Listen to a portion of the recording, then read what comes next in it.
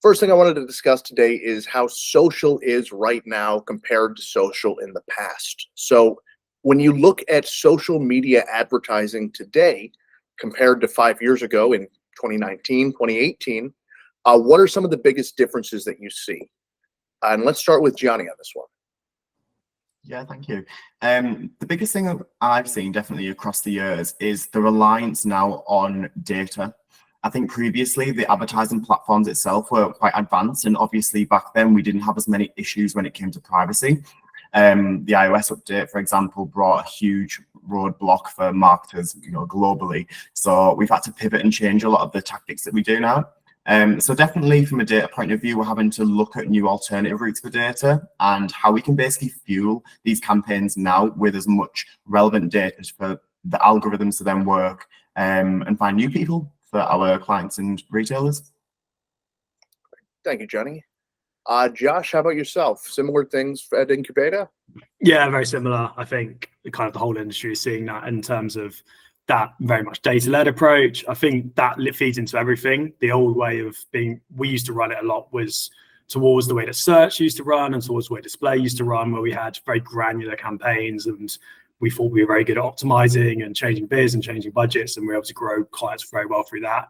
But as the data going in has been worsened and as the kind of algorithms have gotten better, kind of putting that control into the algorithms and setting up your structure a lot less towards audiences and a lot more towards kind of the algorithm and creative, we've seen that really overtake in the last couple of years. And sadly, kind of from an agency side, it does seem a little bit scary, like shoving it all into a black box and saying, go ahead. And obviously within reason, but sees great results doing it as long as you're feeding the right stuff into it in terms of data and creative.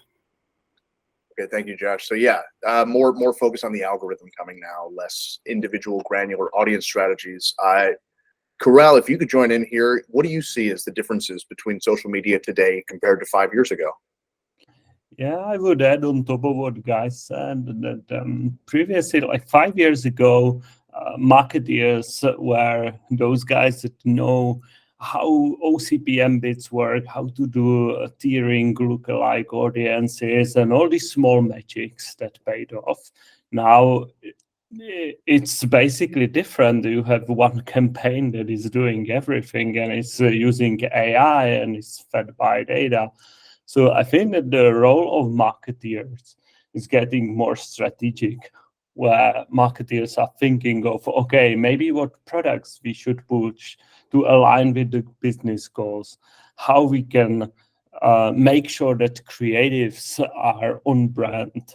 And I think that it's good because that makes the marketeers closer to business. Okay, thank you, Corral. And one of the big things that's happened in the last 5 years, if you guys were aware, we had a pandemic. And I was just wondering, do you feel that this pandemic played any part in the changes that we've seen in the moving away from the individual granular campaigns and more toward this algorithm-based one, or anything else like that? Yeah, I can jump in on that. So we work a lot with a lot of traditional retailers, so like Marks and Spencer's, Superdrug, who obviously have very big in-store presence, and a lot of their efforts will go along that side. And obviously during the pandemic, you can't really do that. And I think from what we've seen, it's really opened up the door for a lot more trust and a lot more investment into digital compared to where we were before. And that's in some ways really sped up what we were able to do. And conversations that were very tricky in the past, and we were like, how on earth are they ever going to like accept what we're saying? Like, it feels like you're fighting an uphill battle. To now, that's open, and that's all things are on the table, and there's dedicated measurement teams and like digital teams everywhere, and that pushes there a lot more. So yeah, I mean, obviously it was a tricky time, lots of stuff kind of went wrong, but from what we've seen, it really accelerates some digital developments, which has allowed us, as we've gone on, to really push forward, and that feeds into having more trust in the algorithms and trusting people like Facebook, who don't have the best reputations as some of the other companies do. Thank you, Josh. And thank you to those of us joining us now. Just to make sure everyone can see it, I'm putting our question and answer link into the chat, or you can see it in my Slido code right up there. So if you have any questions, please feel free to go onto this link here, add them now, and we will get into them at the end. And for now, I'd like to pivot to our next topic on the list, which is best practices for ASC+. Just to give everyone a quick idea of what we'll be discussing on the rest of this call, we'll go into best practices for ASC, how to treat social as an extension of your site, improving social campaigns with data and enhancing the social algorithms, and we'll finish off with a look into the future of social media and then get into some of your questions. So, in terms of ASC, now, what I understand from ASC is essentially it's using machine learning on Meta to dynamically advertise your products to the customers most likely to convert. Is there anything that you feel that I'm leaving out there that would help explain what ASC Plus is better to our guests? Yeah, I think the main thing is understanding, first of all, how it works. So ASC is obviously an AI-driven campaign, which is their new legacy of conversion campaigns from Meta. And it basically works by looking at past conversions, pixel data, so people who are currently on your site and have been on your site, tracked by cookies, your conversion API data, and then also past interactions with ads. So I mentioned this in the first question, but it's about fueling these ads with the data that is available. And we're seeing lots of updates released around ASC about enriching this data. So recently they've announced that they're now not only allowing you to input your past customers, but also engaged people as well. So now we can tell Meta people who are your people who've transacted before, but then also the people who are maybe just warm and not ready to purchase. And again, that'll enhance who they go after in future. So yeah, in a nutshell, it's enhancing the audience data that you can provide.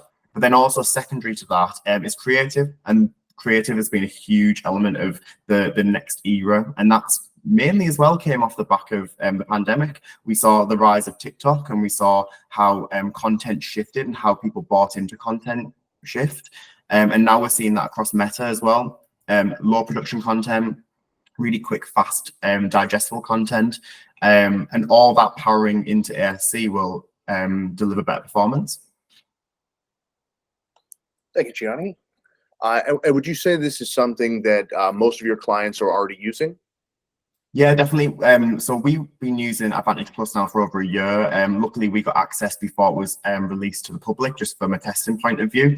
But one thing I would say is don't rule out legacy campaigns. We've still got clients where some of the legacy conversion campaigns are still outperforming ASC. But overall, we are seeing ASC perform really well. About 17% up across the board on revenue, with around a 35% increase in ROAS across the board. That's what we're seeing as an agency. So overall, really strong. But yeah, in a nutshell, don't rule out some of the legacy things that you were working on previously, because they are still working. But a 35% increase in ROAS, that's pretty solid. Yeah, it's really strong. Yeah. And Josh, just to jump over to you, is it similar with Incubata in terms of number of clients using it? Yeah, I think we're at a point now where almost everyone is, I think everyone is using it now. I mean, in all honesty, I was a little skeptical at the start. I think kind of we position ourselves as growth, but we are growth partners, and we work a lot in terms of dealing with business challenges. And one thing that I think is key in that is kind of the understanding that not always a higher ROAS is the best thing for your business. There might be other BUs or ranges that you want to push more. And so it's all about how you use ASC smartly within your other activity that you do. And so some ways we do that is by separating out like the weaker performing BUs to the stronger performing BUs, because say you're a business that's known for women's wear and you want to push your menswear line. If you just set up an ASC, all your budget's going to go into women's wear, and you're not going to be able to grow those opportunities. So it's a balance between, obviously it's so strong and it's so good, like the numbers Gianni was saying, race in line with what we see, and it's so strong in that area. And then it's like, how do we use that as a part of our tool? As again, Gianni was saying, like not just replacing everything we do with it, but using it to fit our business goals without kind of losing sight of the growth and the other areas that we want to do that with. Okay, yeah. So kind of what you're saying is like it is a very powerful tool. You're seeing a lot from it, but something that I think we're going to get into later with some of our other topics. There are some ways that there can be limitations with it, and there are some ways you can enhance it with additional data. And now, Carl, I wanted to give you a chance to talk on this topic.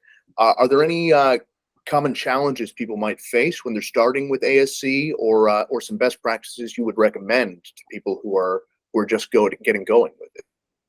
Yeah, ASC is evolving.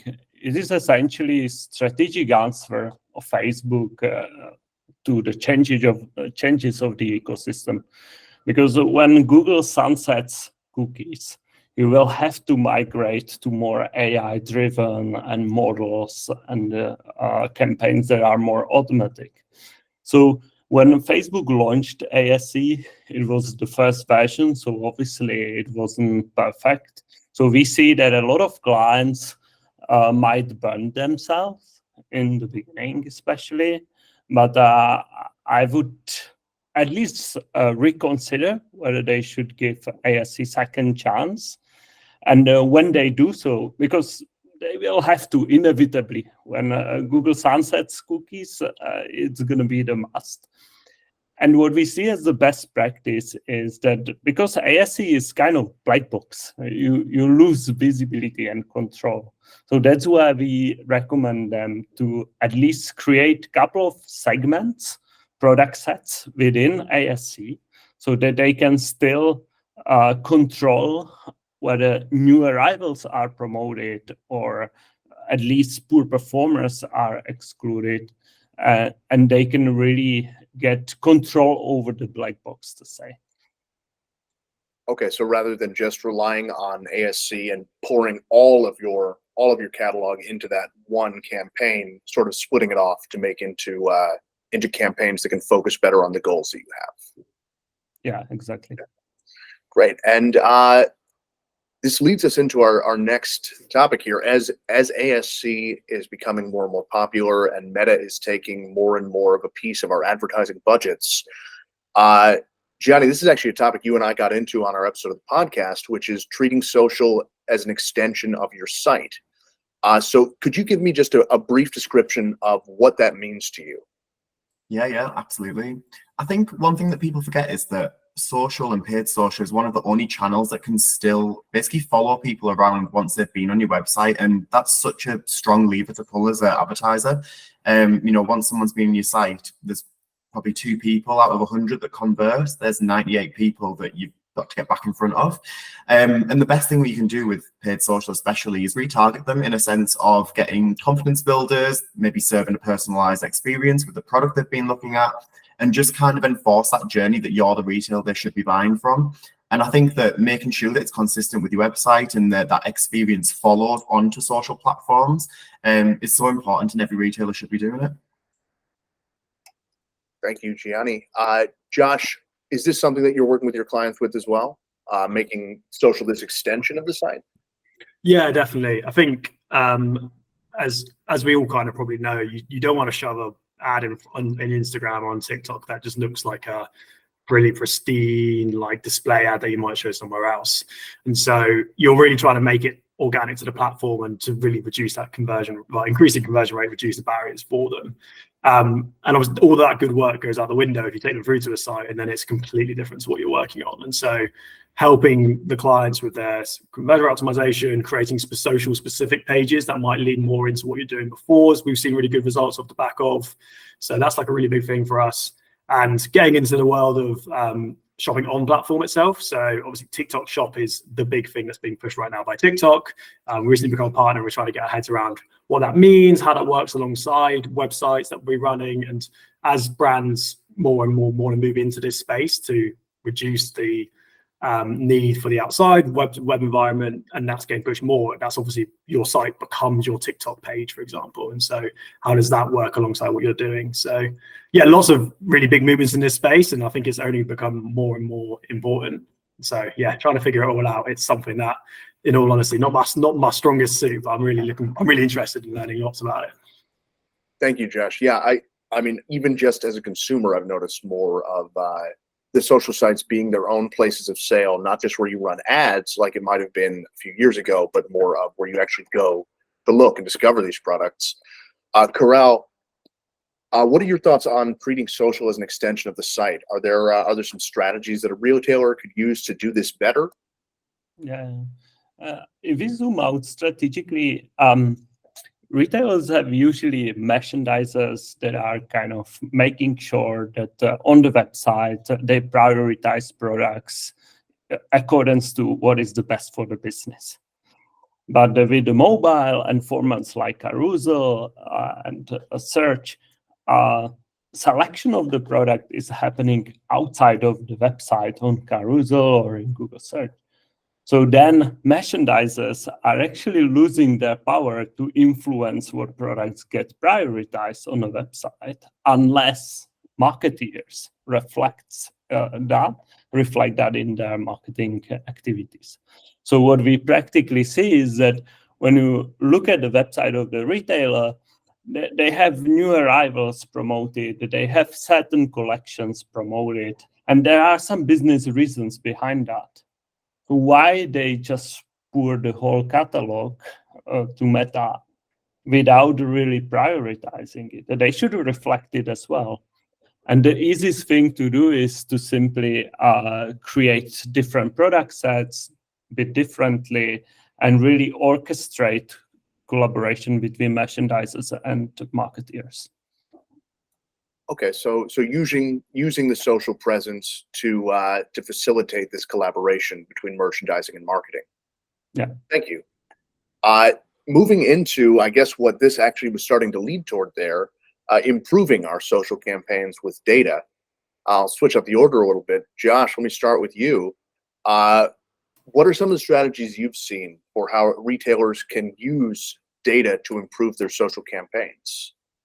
Yeah, definitely. I mean, I'll leave some of the ROI hunter ones to Corral. So I'll kind of touch on more like working with different business parts. So one big thing that we obviously position social as is a really good opportunity to find that new customer and to get that first purchase through.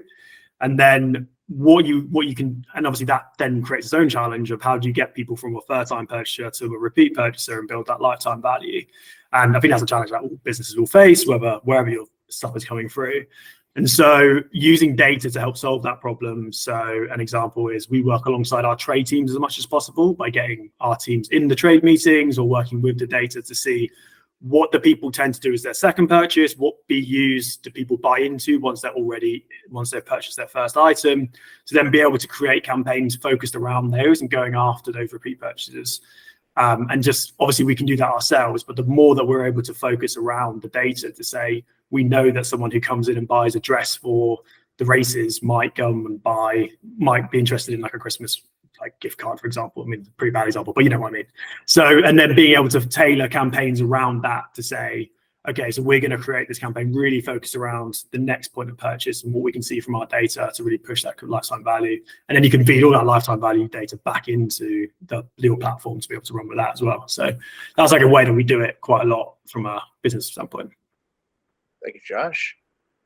Corral, can you give us some more of the specifics on how you would be helping a retailer to improve their social campaign using the data that they have? Yeah. Number one step is to understand where algorithms are actually spending the money. So we usually, when we start working with a client, we do performance audit where we decompose kind of where the spend goes on a scale level. And it's usually aha moment for a client because then they see that the vast majority of spend goes to discounted products. Only new arrivals are absolutely ignored. There are new opportunities where they can spend their budgets more efficiently. So I would consider to really look at where the spend goes. And as Josh said, then bring this data in front of the merchandisers, because maybe they will figure out that products that are already discounted weren't even promoted. And you will find such a big opportunities that can have massive impact on the business, especially on the profitability, that you're going to be surprised. Thank you, Corral. And Johnny, if you could round us out here, are there any other different kinds of strategies or examples of a strategy being run that you've had at your firm? Yeah, definitely. I think mine's a bit of a combination of the two, to be honest. One is understanding the metrics that are most important to the client. But then two is making sure that the products you are serving are relevant, which is basically what you both have just touched on. And then what we do is we complement that with custom rules. So a big part of what we do is like feed optimization and using that data available to enhance the feed that we're putting into Meta. So for example, we can use the custom labels within a feed to put things like margin data, returns rates, and other metrics that might be important to the business. I know specifically with ROI Hunter, we've actually created our own metrics as well for certain client scenarios. But a really great simple one is using margin, just to make sure that you're not advertising products where putting spend behind, you're not going to make that much money off the back of them, or using returns data and ruling out products that simply get too much of a high return rate. It just makes the account more efficient, and you're basically putting focus and spend behind the right relevant products. Thank you, Gianni. Yeah, that makes a lot of sense. I mean, like what we were saying before, there's a lot of power that comes with these type of campaigns like ASC and dynamic campaigns, but with that, we lose some of the visibility and the control. So adding in metrics like these can really help to make sure that you're focusing your products on what you want to be focusing on, and trying to achieve the goals that you want to be achieving, rather than letting the algorithm set all of that for you. So that's one way we can push the social algorithms in the direction we want. Are there any other ways that we can enhance the social algorithms? Some ways that we can give them a push toward what we want to achieve? Carl, any specific situation that you can think of over there?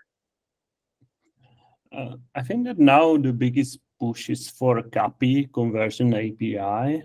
The challenge is that unless the user logged in and you know their email, etc., you can't actually send copy information.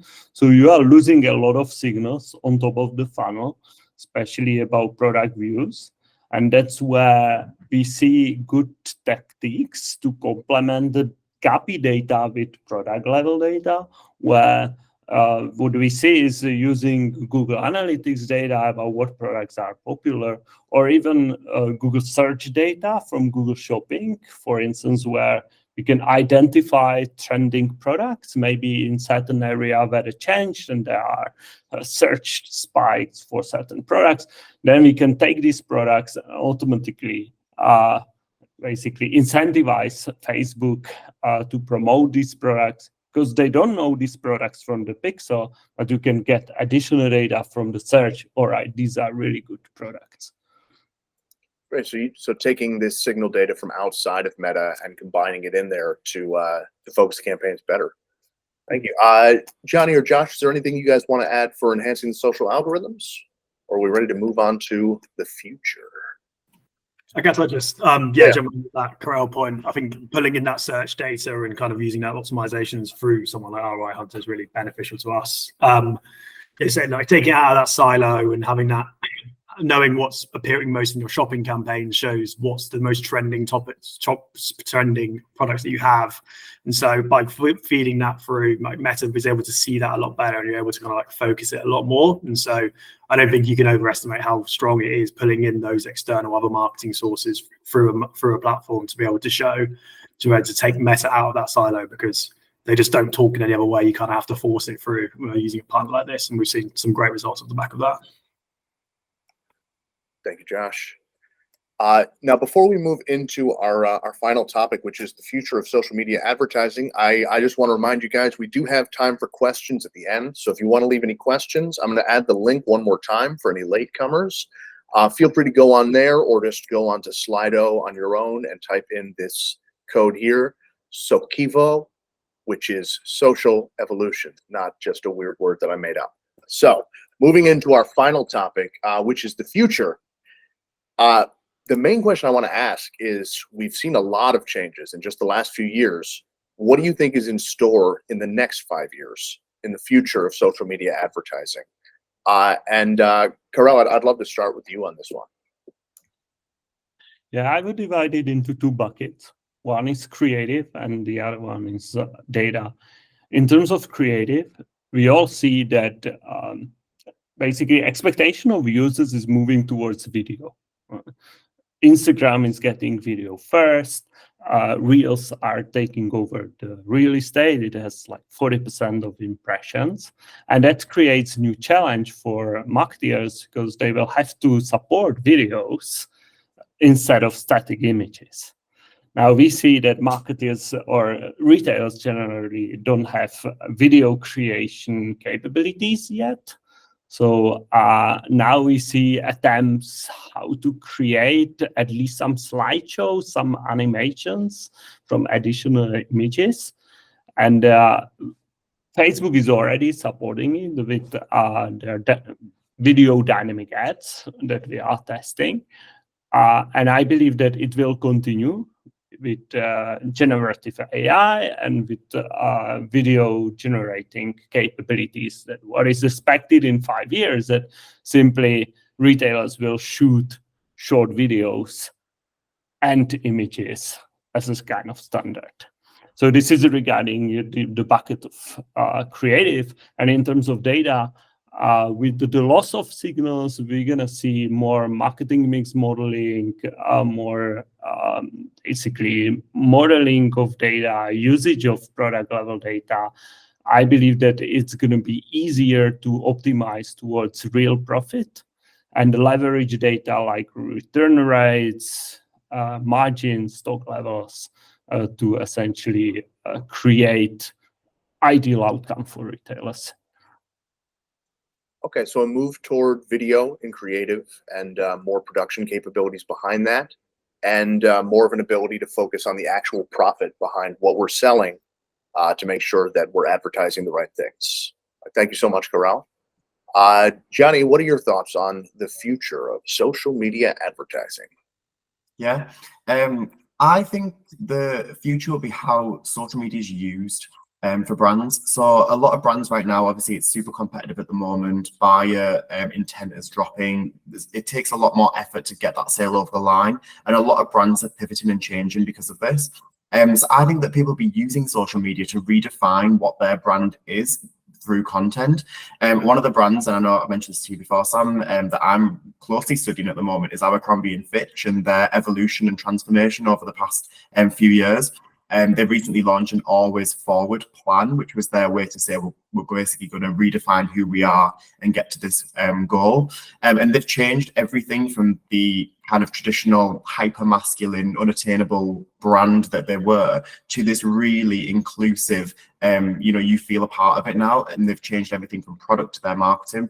But watching how they've utilized social media through content, especially across Instagram and TikTok, has been fascinating. And it's shown the direction of they want a new customer now. And it's great. It's something that I think should be studied for years to come because it's a great move, and I'm excited to see where they continue and move to. You know, it's interesting you say that. Well, not just because I did used to have some of those Abercrombie brand shirts back in the day, high school style. Oh yeah. But no, that's actually something I've noticed from some of the companies that I think are the most interesting to watch is that they're becoming more of a media brand almost. It's I don't want to call it infotainment, but like one of the companies that I follow, they launched their own reality show based off of their footwear brand. And it's really interesting to see, how people are taking this idea of advertising and building an audience and really moving it to the next level. Also in what Karel was saying in video, not just in product video, but in entertainment video, in taking us to that place where we actually want to interact with the brand, not just feel that we have to. So Josh, if you could round us out here, what do you think is coming for the future of social media advertising? Yeah, I'm very optimistic about it, to be honest. I think what we were chatting about in the developments of data and creatives all been called out, definitely huge parts of it. I think the biggest thing for me is the clarity around measurement and how quickly that space is developing. We've seen brands starting using MMM, like Karel was saying, that haven't previously been interested in that, and the results of that really show the incrementality that social has compared to maybe their current mix, and increased investment from that side and what that's led to. And you can see it from these maybe more startup-y brands. Like I think for me, like Lick, the wallpaper paint company, and Snug Sofas do some really great stuff around pushing digital first, like through social and through what they do on that space, and they've grown massively. But for those bigger companies, I think being able to tangibly say, like using MMM and people develop in that area and it becomes more accessible to everyone, there will be able to really strongly put data behind. Social is obviously doing all this amazing work, and so the budgets will go up and we'll have a great time. So that's kind of how I see it going, and from the movements I've seen and as the industry goes on. Great. Thank you so much, Josh. So I really appreciate you guys coming along for this conversation here. But before we go, we do have a few questions on our Slido that I see here, and you still have time to enter yours now. So I'm just going to share my screen so we can take a look at that Slido, and we will talk through some of these. Okay.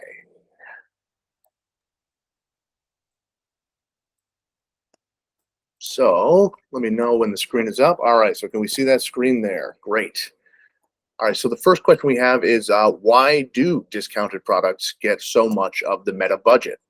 Karel, I think that's in relation to your question or your answer earlier on when you were talking about discounted products. Yeah. Algorithms are designed to deliver conversions. And the question is, what is easier to sell, full price product or discounted product? So it's easier to deliver discounted products conversion, and therefore algorithms are naturally prioritizing discounted products. Thank you, Karel. All right, that was very succinct. Unless there's anyone want to add to it, I think you nailed it, Karel. The second question we have is it too early to start planning my campaigns for Black Friday? Any advice on doing this? I mean, it's only April 9th, so no, get going with it. All right, so Gianni, yeah, if you could take us off here. I was gonna say it's never too early. Never. No, I think the work that you do now up into the next few months will be fundamental in the performance of your Black Friday campaigns. What you do now in terms of testing with these different campaign formats, with pulling in whatever data you've got to use, and getting your account in a position where it's performing well. If you can sustain and maintain that, you'll have an amazing Black Friday, because you can't just switch your account on the day of your Black Friday offer and expect it to perform. So yeah, never too early. Thank you, Johnny. Josh, what do you think on that one? You doing similar with your clients? Yeah, I mean, I wish it was too early, but sadly it's not. So yeah, I think similar things. I think a lot of the legwork you do now in terms of the full funnel piece, so building that awareness, using traffic campaigns to really build your audiences, and maybe going like slightly heavier on the upper funnel and mid funnel than you would naturally in the lead up to Black Friday, really allows you to nail down, build up all of those customer lists that you can do across lots of different channels or across just social itself. People have watched your videos, all of those sorts of things. The bigger they are, the more data you have to feed into your quite aggressive Black Friday campaigns, the better it will do. And so if you can start thinking about what makes someone a good Black Friday person for me, and then start creating content and creating your campaigns to like foster towards that, that kind of like journey of pushing someone through the funnel. Like ultimately, you don't want someone to buy from you just because of the discount. You want them to think, oh, I really like this brand and they're discounted, so now's when I'm going to take the plunge. Whereas I think what you often fall in the trap of is Black Friday will show a 40% on there, and then people are like, oh yeah, I'll buy it because it's off, and then they never look at you again because they don't have that affinity. Definitely. It's not just about getting that purchase. It's about getting that purchase and then leading it into the next one, so they come back to you again and again. Karel, anything you wanted to add for Black Friday, or are we ready to move to the next? Yeah, I think that it could be interesting for retailers to do a bit of exercises or experiments. What is the trade-off between discounting and increasing marketing? Because we see that sometimes discounting is eating the margin and not bringing new users, at least. So maybe instead of discounting, let's say this t-shirt by $20, they can put $20 to promote this t-shirt. What if they get better results? But until they really try it, they won't know, and they will just discount on Black Friday heavily, and maybe they could have more instead of discounting, putting the money in the marketing budget. Okay, so advertising rather than discount is sort of the best defense is a good offense. Yeah, because out there to get that. Because you are not teaching your audience to buy discounted products. So Yeah. you are protecting your brand. And at the same time, you can bring in new customers. I like it. Thank you, Corral. The next session we have here is how can I make my brand stand out on social? This sounds like it's probably related to making social extension, but Gianni and Josh, as heads of social media, former heads, and Gianni, you as managing director, what advice would you have for making your brand stand out? I think the thing that we see the most is that retailers are a bit afraid to kind of go outside of the kind of box that they're used to, and they have been maybe producing the same style and type of content for 5, 6, 7 years. Try something new. Have a look at what competitors are doing, or even just other brands that are doing really well. Use tools like the Facebook ad library and the TikTok ad center to see what top performing creatives that other retailers are doing, and try replicate that content. It doesn't have to be high production, can be low production. Reach out to some maybe younger people within the company who are familiar with these platforms and how to use the creation tools on these platforms, and test something a little bit different, and kind of just take the risk in a sense, because generally it does pay off when you do adapt to content that is performing to today. Fair enough. You can't stand out by doing the same thing that everyone else is doing. Josh, anything you want to add on to that? Yeah, very, very similar boat. I think I always just get amazed about how little people invest into their content, whether that's the production costs or even just, as Gianni was saying, like giving time into letting someone just run around the office and create like a POV TikTok, for example, and keeping up to date with the trends. You get these brands that spend like hundreds of thousands of pounds on advertising their ads, but will spend like 1K on producing it. They don't want to spend any more on it. And I mean, I shouldn't say this as someone who's running the ads, but I'd much rather think you take the budget out of the advertising, potentially put it into getting better creative, and you'll just see that reach go even further, because organically it's doing well, it's doing better in the algorithm, so it's cheaper. Like, there's so much you can do. So I think, yeah, I would say an extra investment into content, whether that's money, whether that's time, whether that's anything else, basically. Okay, so be different, invest into content. I like both of these things. I think these are both great ideas. Karel, anything you want to add for how to make your brand stand out on social? Yeah, I've seen some cool enhancements of DPAs where clients were using dynamic elements that were rendered conditionally, like a countdown every hour to Black Friday, or some dynamic elements with overlays of like free shipping and ratings from users. I think that if there is any interesting information that is dynamic and dynamically relevant, it can create this thumb-stopping factor. Great, thank you, Karel.